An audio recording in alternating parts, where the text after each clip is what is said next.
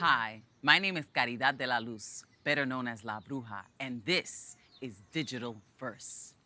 This is a collaboration between the historic Nuyorican Poets Cafe and the iconic Greene Space.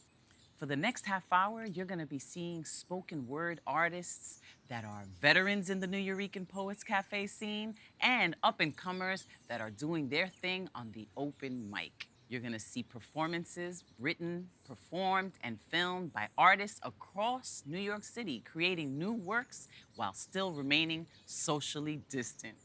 Shanelle Gabriel is our first poet.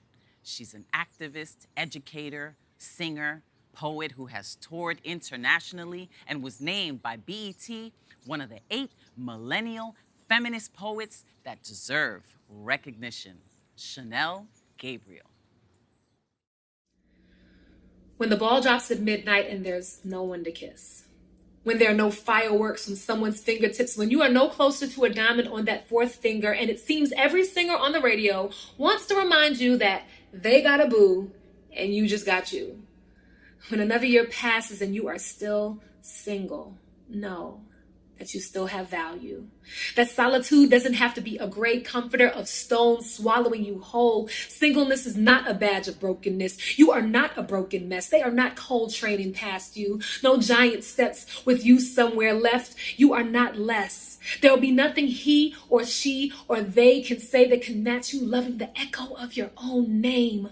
No need for a thing outside of your body to make you complete. Not when you are a house well stocked with consciousness and purpose and resilience. You may not have a significant other, but you are still significant, and there is no other you. Silly, awkward you. Don't go missing the point of life, which is to enjoy all you're given and simply enjoy living. Realizing your heart is one skip away from death. It takes nothing for the breath in your body to be stuck in your chest. One step from an accident, one traffic light stop, one ignorant cop, one wrong move from being left motionless, and you here worried about the person that doesn't yet exist, that you can't even be sure will be a gift, versus another headache to add to your list. Trust that the pressure of being solely responsible for someone else being happy has destroyed many a relationship. And contrary to social media's portraits, the unions you see are far from perfect. Dysfunction is easily cropped out, and trifling people can be fixed with filters and IGB telling stories, more like fables, more like lies. You swear that joy can come only by finding a partner, ignoring the amazing person that's been with you all this time. And the Bible says, he who findeth a wife findeth a good thing, but never forget, you already were the good thing long before they found you, already worth worshiping. And you choose to ignore the congregation of friends and family at your altar because one person didn't put you on a pedestal. Something magic happens when you close storybook fables and you find your happily ever after beneath your own feet. And so if someone on a date asks you why you're single, tell them it's because you go on dates with people who ask you stupid questions like, why are you single? And you aren't basing your partner on whether he can make your toes tingle or stomach parasail. Just because you're of a certain age doesn't mean someone can get you at a discount or on sale. That your world isn't dictated by what you have, but enjoying its design. And when they put a shot clock on your uterus, let them know that games have been won in overtime. And even if you never find your soulmate may discover there's a bigger reason your soul was made. And I don't say this will always be easy. Our Creator made us to love. I know there will be nights where you cannot hold back tears any more than a bedroom door can hold back a flood. But can no one give you the joy that never was? Try your best to tell yourself, even if sometimes it feels like a lie, that someone out there wishes for your problems. Don't let your blessings pass you by. Make sure you are your own judge and jury, because being single is not a crime. Thank you. And that was Shanelle Gabriel, A Letter to Myself, January 1st to June 27th. Now we have Andres Chulisi Rodriguez, someone that I've known for many years. He hosts, he writes, does one-man shows, he sings. He's a tour de force. Ladies and gentlemen, check him out. Chulisi. My color leaves traces of memories embedded in your skin, like scent that lingers on a freshly washed body. You will yearn to know how I hold the sun to the browning of my skin without burn, and you will start to reflect. You will let me know how you despise yourself, how your skin is a tight canvas desiring color so that it can have worth. You will kiss me and taste the ones before me, comparing my ancestry to your legacy, realizing that there is no honor amongst thieves, and you will weep. You will not know that my strength is not just surface, that you can hear my chants in my whispers, taste hope on my tongue, hear sermon in my words, see armies in my walk, and when we part, you will learn words like guerrero, warrior, curandero, healer. You will fall asleep hearing the lullabies of my motherland, understanding that my rest is deeper than earth, why the texture of my hair has no rules, that the thickness of my lips were meant to hold words with weight, that the width of my chest holds more than burdens, it holds future. You will desire to copy me, waiting to inherit my birthright. It will wake you in your dead slumber. You, gasping for air, will not be free, knowing that I nor my kin will succumb to the chains that you thought held me. And yet I will teach your children for me to raise.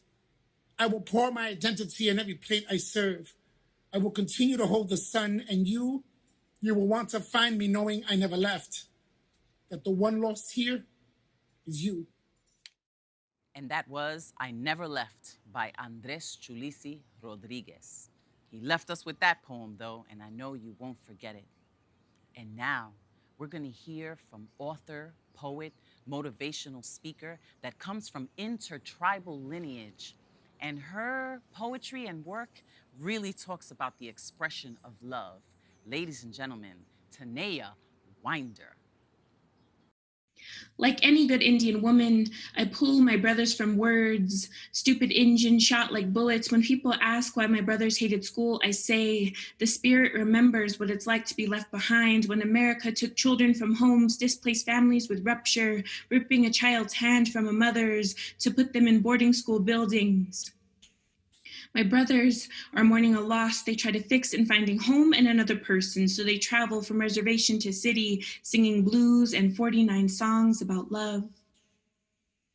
I pull my brothers from cars named after Indians, Navajo, Cherokee, and Tacoma.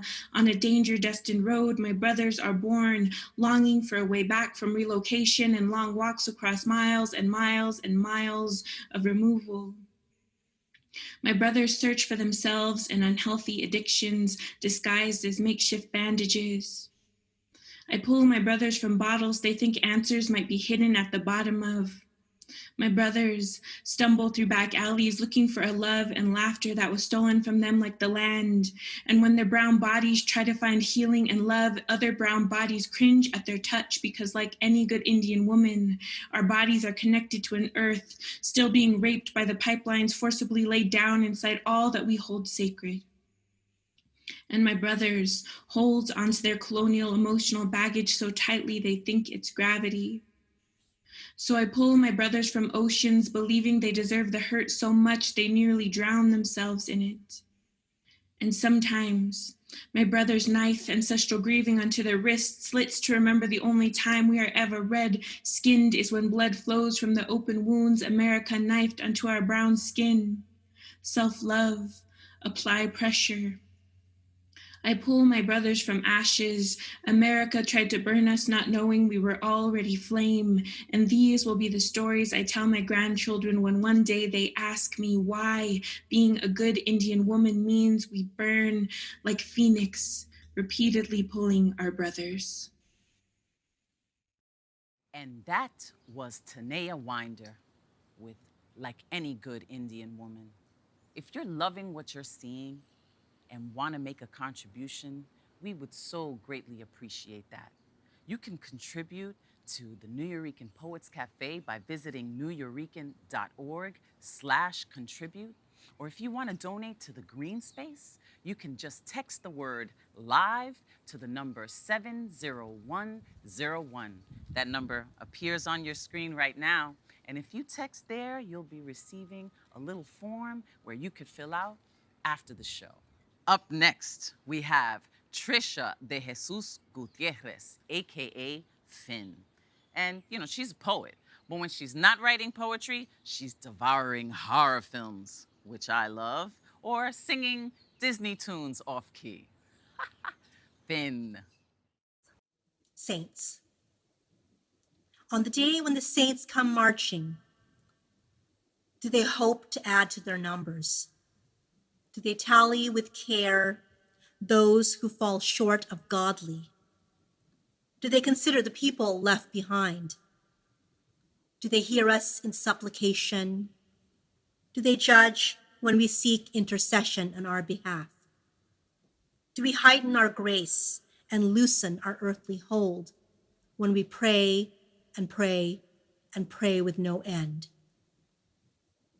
Do they know if there is an Almighty listening on the other end? Do they have this on good authority? Do they base this belief on faith, or have they beheld him with two good eyes? Do they falter in good intentions when the Father is not present? Do they feel his love at all times, or sometimes doubt him and feel abandoned? Do they sin and sin and sin, assured of benevolence and forgiveness? On the day when the saints come marching, will they hear and will they see? Souls. Measure in even numbers, exact. 6 feet gives reassurance that we knew you once, that we placed a marker, as if each inch is comparable to a life lived, a breath taken. A breath I cannot chase and hold. A breath sometimes when I stop and think of you there, holding up the ground, wreathed in flowers. Are you the earth's mama too now? We visited you yesterday, the whole family taking a trip to Grandma's new home. There were no wolves in the forest, only other families, bringing bouquets, bearing food, honoring their deceased in customs they do not question. We visited you yesterday. It was the Catholic feast of All Saints.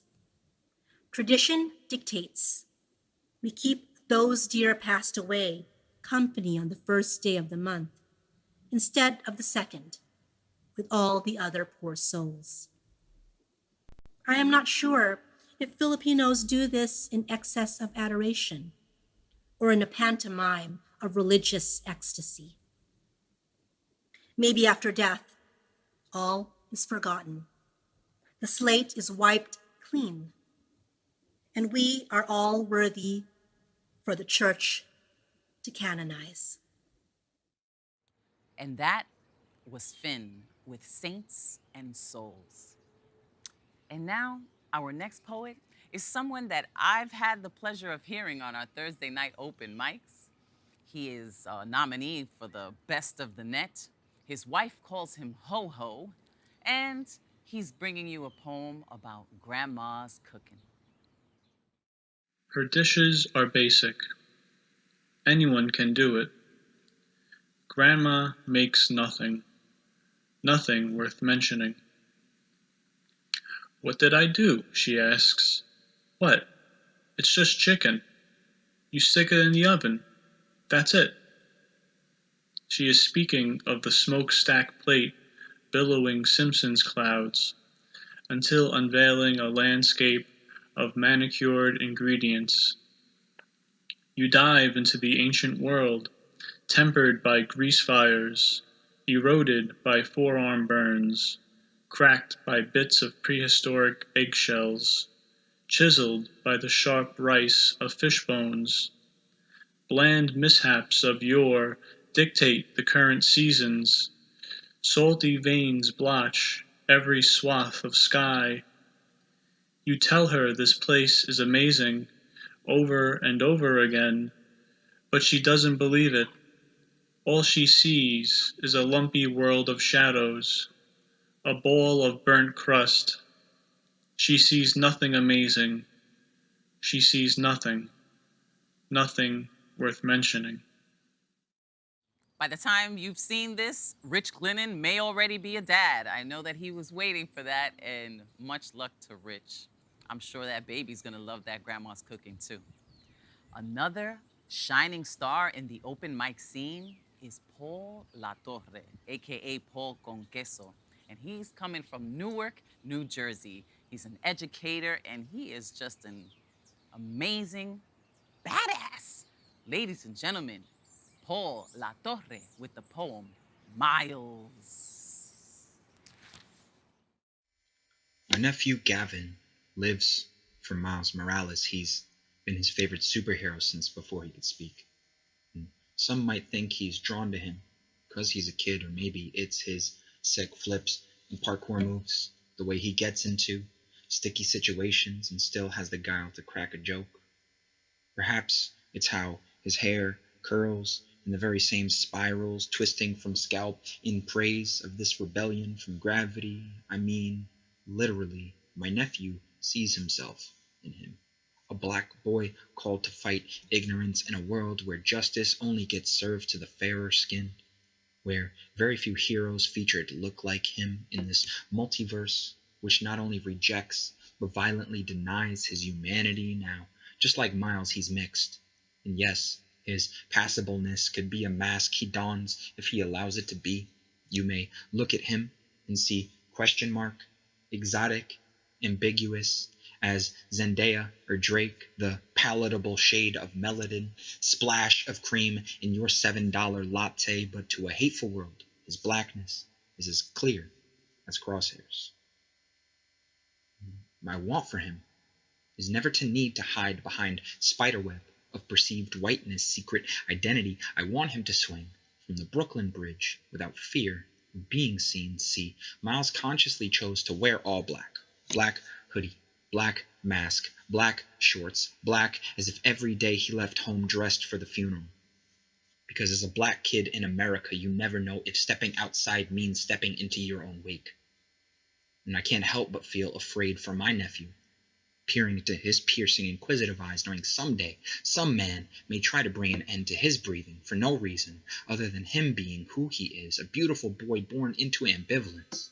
Because America loves its black sports, music, and culture, but hates to be confronted with its history, endless graves unmarked, 400 years of slavery only ending in name, but still alive in prison, in poverty. See, Miles understands a struggle no other Spider-Man could.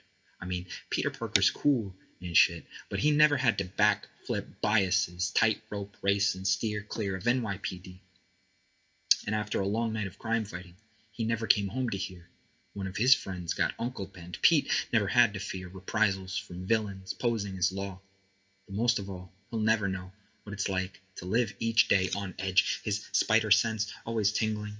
And God forbid he have a black son of his own, then he'll know the overwhelming anxiety of raising one in a nation whose foundation was built on the bones of black and indigenous folks just minding their own business when the ships came.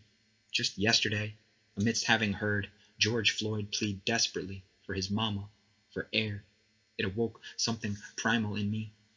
Having lost my mom young, I know that he felt what both myself and my sister have, that incessant ache to see her maker again. I know that when my sister holds her son tonight, it will be a bit tighter, and the next time I get to see my nephew, I will tell him how much his simply being here means to me every time I feel the need to declare it. See, we fear someday he'll be in the wrong place and will make a mistake, as all boys do. Maybe he won't, but his murderer will not cut him the same slack he may have me, and no superhero will be there to save him from this blue-suited aggressor, and will be left with yet one more reason to say this has got to change, with no way of expressing such immense grief other than wanting to scorch all this earth, country, government down to the studs and start again to bend matter with gamma ray, traveling to some brighter timeline where great power is treated responsibly. No bullet, knee, baton, or rope is ever wielded in vain, and those touted as heroes act like it. In this redemptive universe, it's my nephew's shin pressed to Darren Chauvin's throat, his life in limbo. But instead, Gavin chooses to set him free. Because even a 6-year-old knows that murder, when there is any alternative, is never ingrained in a true hero's code. And that was Paul out of Newark, New Jersey. And now we're gonna go and hear from Jani Rose. She's Spanish Harlem born and Bronx bred, just like me, where we're at right now, Boogie Down Bronx, New York. But Jani Rose is an educator, an activist, a poet, a mother, and this is called a poem because Black lives matter and blue lives don't exist. I think they're scared of us. Yeah. I think they're scared of us. I explained to my 4 sons that when they are approached by the police, it is their right not to speak. I have taught their gut to ring the alarm in the event that they are asked too many questions by anyone. Until you are 18 years old, the answer to any and all questions is speak with my mother. Papito, baby, I beg them to remember. Say yes, sir. No, ma'am. Brush your hair. Make it less this. Stand straight. Make yourself less that. Every day before the day begins, I pray the blue devil away. Dear God, angels, ancestors, protect them. How many times have they claimed fear triggered their murderous finger? How many times have black and brown bodies trembled under the pressure of the overseer's hands? Weapons, boots, arms wrapped around throats, cutting off airways, punching holes in their body, told that their flinching caused their lynching. Penal systems and rehabilitation at the end of a fist. Never has a knee been so controversial. Black and brown bodies pushed to breaking across the God-blessed USA. This is not new. We just have cameras now. Someday I will tell you about the 19 who died by the time I was 19. All lives and blue lives, but not black lives. How is this a debate? Desgraciados saying Black lives matter until they're killed by Black lives. Subterfuge, verbal hopscotch, convincing each other that their Karenistic and Beckified raging fits, crackering bones and bloody teeth are their right to fight for their survival because they truly believe that we ask to be treated like humans, they are under attack. Their slips are showing. Their masks are falling. At first, they were so shocked that they could be bold-faced, hateful. They just didn't know what to do with themselves. These boys so proud of America, aching for the opportunity to MAGA, showed up with tiki torches, a comical reminder that they burn crosses and witches, and in their reverie, they pushed and rushed into a pastel button-down khaki pants frat preppy sponsored. Ta-da! They said that we were race baiting. We have not been pulling the race card. Remember when they tried to use that to try to shame us for calling the great white shame out by name. Our voices fortified as we educate ourselves and our children. Thank you, Sojourner, Douglas, Bura, Albizu, De Burgos, Schomburg. Knowledge is power, and we know things that they do not know. They do not know what we know, so they fear what we tell them. Our DNA holds the pain of the poison their ancestors poured down our throats, and every rock they stand on was masterfully chiseled by our mothers and fathers millennia past. They have long feared the truth, and the world is standing on the backs of those who plague the earth round, discovering new ways to oppress the people who love the earth most, as she loves them. Conquistador skin, I wonder at your origin. Colonized Boricua blood, African spirit, and Taína soul. Sometimes I wonder if this existential pain is because we do not understand our ancestors' voices. When they advise speaking soul to soul, suffering as we listen with and speak the master's tongue. Spanish and English overpowering the sounds of their Yoruba and Taíno lullabies and spirituals. So we listen to the drum, to the heartbeat. They see us and wonder how it could be. that their master plan has not extinguished our thrum, robust with indigenous history, our bodies bred to perfection, fed refuse and starved in food deserts, biological warfare on aisle 5. McDonald's toys, sometimes the only toys these children have to play with, so our babies feed their imaginations and dream of someday. I think they're scared of us. Yeah, I think they're scared of us. So they yank and pull and slash and burn all that is not sanctified by their God of fire and brimstone, and the Mother Gaia responds with violent shift, planet under pressure of white supremacy scourged transformation. We are of the earth, so shall we return, battle-worn, because at every turn we have fought to thrive, peacefully hoping, educating ourselves and one another, preparing and keeping our sisters and brothers for such a time as this.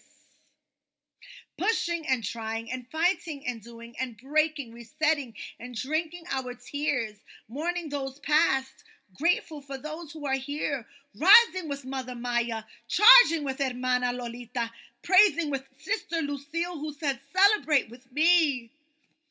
Because every day we have survived. My people, mi gente, every day that we breathe is a victory. And that was Jani Rose. If you're inspired by all this amazing poetry, you could get on the open mic, you know. If you visit Nuyorican.org, I host on Thursday nights, and Advocate of Words hosts on Monday nights. You can do it. Don't sleep on your own magic. And now, our last poet is a lawyer, actor, educator, coming with a poem called Masking, all the way out from Bed-Stuy, Brooklyn. BK representing. I'm that black girl, working at a corporate law firm that breaks bread with Uncle Sam. I can't scream revolution behind the walls of my cubicle. Can't pay my rent with free verse. Can't proclaim my blackness behind white sheets of legal paper and rhetoric. It makes me sick to speak their language. Yes, sir. Right away, sir. Okay. K. I work 85 to 100 hours a week voluntarily because I have no choice. I feel like a house nigga at a minstrel show. First I wipe your ass off, then I put on my singing voice. I understand that this is part of paying my dues, but when I started to tap, they gave me a pole and some stripper shoes. That's when I realized I'm here to be seen, not heard.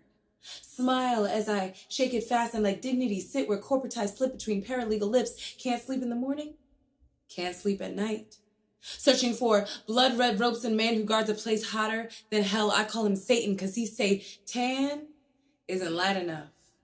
But I'm a house nigga with Asian eyes, so I sell a little of my soul to get inside, and when I do, I'm a poet, searching for poetry at the bottom of a bottle of Patron, screaming rhythm-filled fantasies, music so loud I feel misogyny breathing against my skin. I beautiful see, so I beautiful do. I want to feel beautiful within, so I drink a lot of this, smoke a little of that, till I'm so high. I'm hanging myself from a vomit-inducing noose, regurgitating my lover's rejection, and I'm not sad, I'm just drunk is now my favorite excuse. I don't drink to drown my sorrows. I don't drink to numb the pain. I drink so there's a reason that my tears are suicidally insane, and I dance in the rain on purpose. Hide my tears in God's tears, so you think the sadness sitting on my skin is surface. Yo, I dance in the rain on purpose. My skin cries glitter, wants to shine, feeling worthless. See, I thought I wanted to be seen. But my pores are open wounds in a crowded room full of people pressed against each other, trying to remember warmth. That's not lust in his eyes, it's loneliness. And that's not liquor on her breath, it's 3 a.m. restlessness, anesthesia, and hope. Fuck the music. I'm losing my voice because I'm growing wings in my throat. From corporate slave to hip-hop hoe, I put my sword down for stilettos, traded my freedom for a salary, then realized that money, beauty, and popularity alone didn't make me that nigga. It made me a nigga. The fluorescent sun doesn't set in my cubicle until Mr. Say it do. And I can't shine if I lose my voice in the dark. That disco ball is a lie. It reflects light. I create it. So I put the Patron down to make room for my pen, open my mouth, my voice is rising, sun. Time to make it dawn on you again. Thank you, Suzen Baraka. And that was our third installment of Digital Verse. I want to thank the Greene Space, the Nuyorican Poets Cafe, and our friends at WNYC. If you want to contribute or if you want to sign up to the newsletter, visit thegreenspace.org or text TGS to the numbers 70101 and you will get that newsletter and keep up to date with all the wonderful stuff that we've got going. There'll be another episode in 1 month, and I am just so happy to have been part of this with you. My name is Caridad de la Luz, La Bruja, and I started my career on an open mic, and that's why I still host them, because I really believe in creating space and community through spoken word and arts. I wrote my name on an open mic list to spit. It was a lunar eclipse. It was 1996. April 3rd, my spoken word the first time was heard, and I emerged as a Nuyorican poet. I didn't even have a flow yet. Babito hosted. The seed was planted since then. I just had to grow it.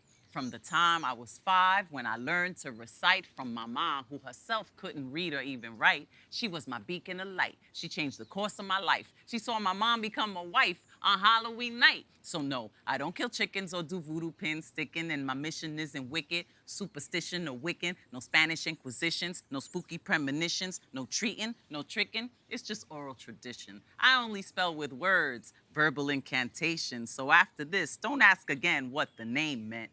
La Bruja. And if you are in the closet with a journal writing your poetry, get out that closet, because it's never too soon and it's never too late. So don't debate or procrastinate. Just write it down like you just can't wait, because what you say just might be great. Thank you. Peace all the way from New York, Boogie Down Bronx. Right back.